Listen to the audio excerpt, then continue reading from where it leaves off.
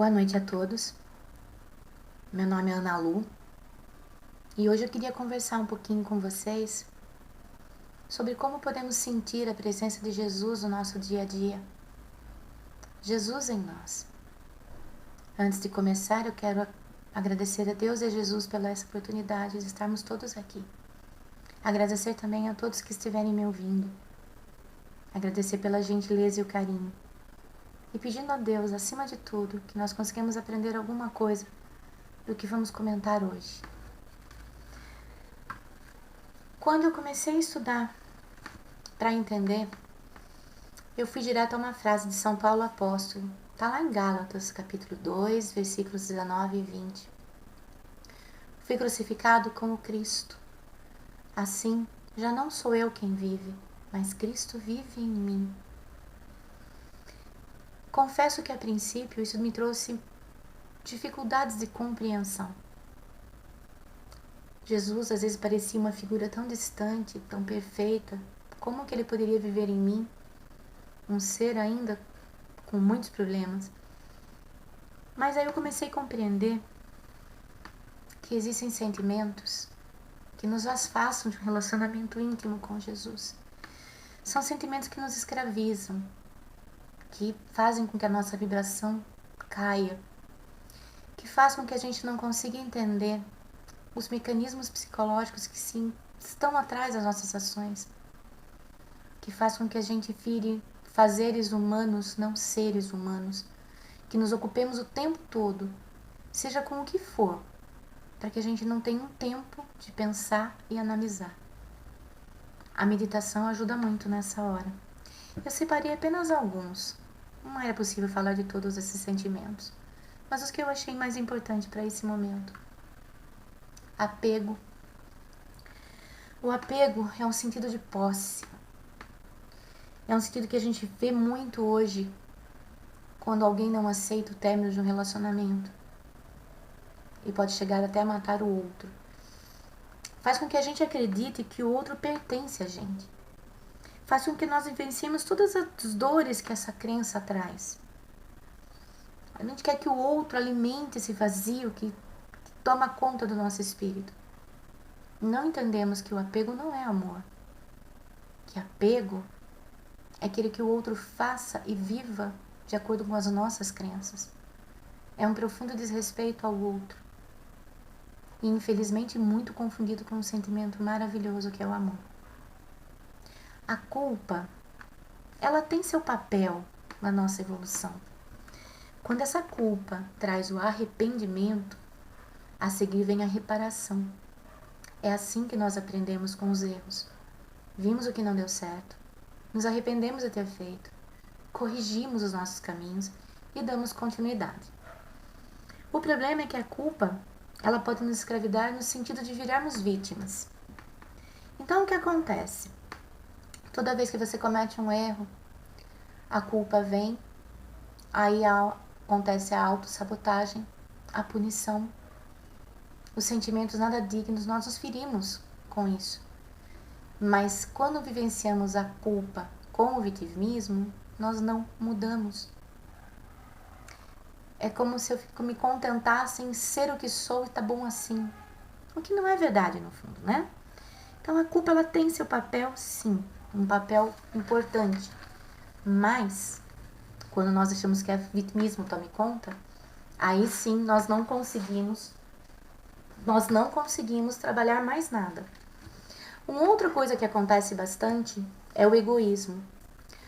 O egoísmo faz com que só o que é nosso seja importante. Primeiro eu, depois eu de novo, e se sobrar um espaço, vou ter espaço para mais alguém. O egoísmo faz com que nós cometamos um dos pecados capitais, um dos 10 mandamentos. Não matarás não se refere apenas ao corpo físico. Não matarás também se interfere a matar sonhos, a matar o tempo de alguém, a sua alegria. A mesma coisa faz o orgulho. O orgulho faz com que a gente, de repente, ache que é melhor do que o outro. Ou pior, quando nós erramos, o orgulho faz com que nós nos culpemos dobrado e nos punamos porque, afinal de contas, deveríamos ser perfeitos. Todos esses sentimentos nos aprisionam a um nível muito baixo de evolução. Não é errado sentir, nós estamos ainda, em fase de crescimento. Estamos ainda estudando, mas não nos justifica que a gente não tente mudar. O caminho para isso é a reforma íntima. É o caminho que Jesus nos mostrou para a libertação. São sentimentos que nos levam a um estado espiritual de consciência e de plenitude. Aquele vazio que muitas vezes se sente na alma, nenhum vício, nenhum outro ser humano vai preencher. Porque ele pertence a Jesus, ele pertence a Deus. Nesse cantinho da nossa alma, nós precisamos de bons sentimentos. Nós precisamos nos aproximar de Jesus. E esses sentimentos fazem isso. É um caminho que leva à mudança, e a mudança leva a essa libertação. Também são vários sentimentos, mas eu selecionei só alguns. O amor, a compaixão, o equilíbrio, a gratidão e a paz. Ser gratos, ter amor e ter compaixão. Para mim são os sentimentos mais importantes para que se desenvolva em nós um nível de consciência. Quando esse nível de consciência chegar a esse ponto, nós começamos a desenvolver um autoconhecimento que vai nos mostrar os nossos limites. Nós temos limites. E quando nós não conhecemos nossos limites, pessoas ao nosso redor os testam. Nós vamos acabar percebendo, mas de uma maneira muito mais complicada. E ampliando em nós o auto-amor. Ampliando em nós a vontade de seguir. A gratidão nos eleva a um estado de espírito muito próximo da vibração de Cristo. A compaixão faça com que eu compreenda os meus irmãos e não os julgue. É um sentimento muito nobre, mas não deve ser confundido com pena. Os espíritos evoluídos nos lidam com as nossas mazelas no dia a dia.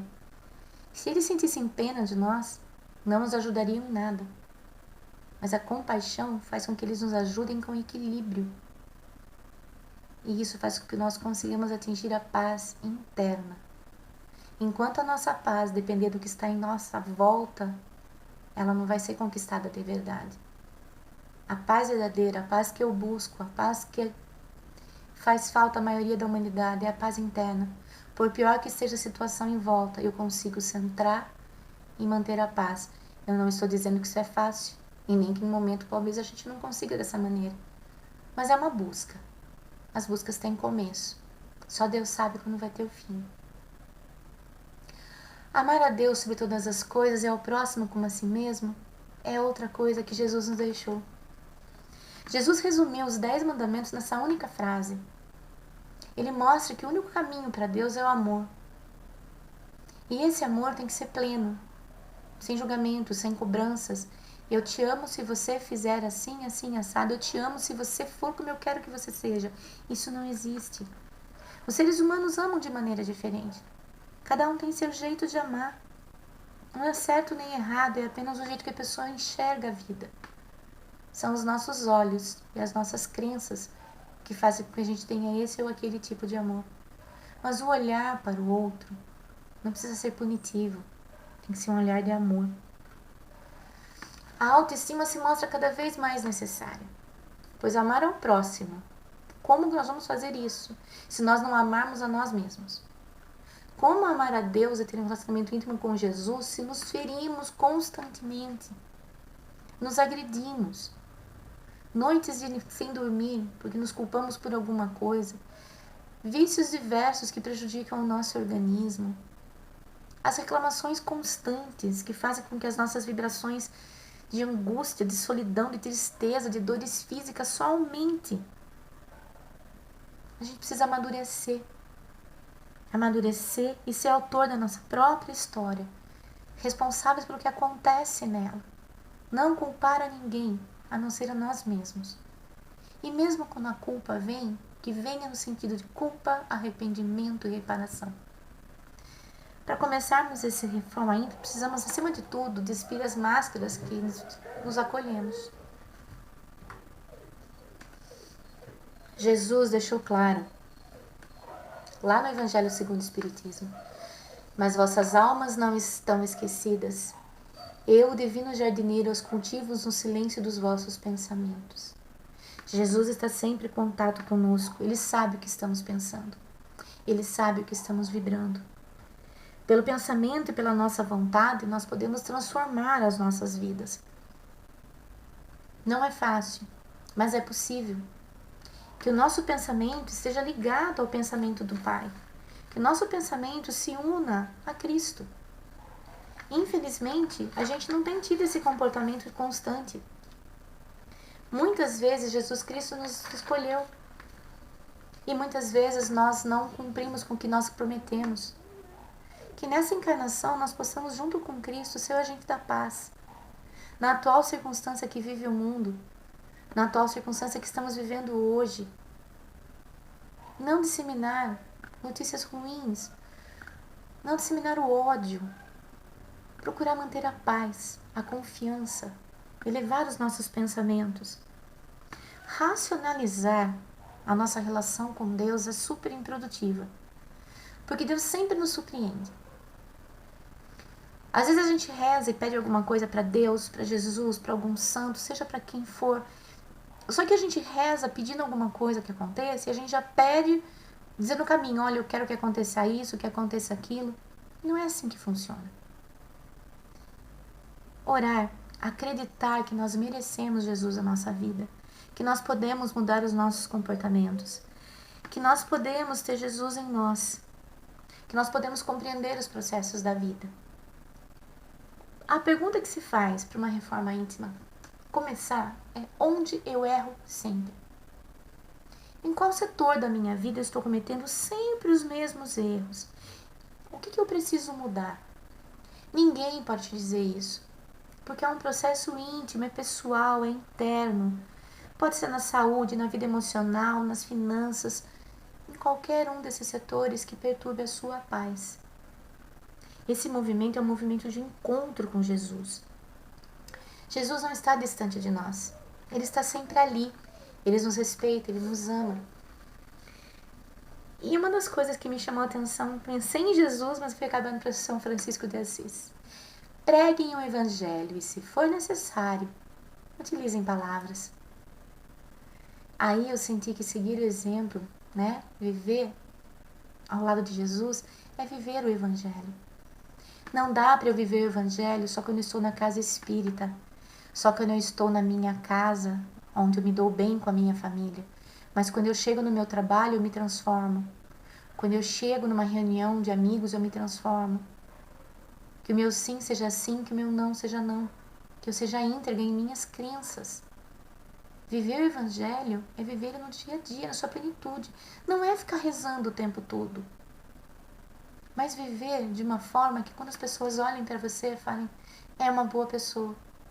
E não falo isso por orgulho e nem para que nós alimentemos nossa vaidade. Mas é o nosso papel pregar o Evangelho. Só que palavras podem ter força e poder, mas as ações convencem muito mais. Não adianta falar da boca para fora. Cada ser é um mundo onde Cristo tem que nascer. Então, o nosso mundo interno, precisamos entendê-lo como funciona e limpar o nosso mundo eterno do que nos incomoda, do que nos traz dor e sofrimento. Jesus nos sonda, Ele sabe do nosso potencial, Ele nos conhece e Ele emite sua amorosa luz nos auxiliando. É a nossa incapacidade de vibrar nessa sintonia que nos permite sentir sua doce presença. Sempre vai ser assim.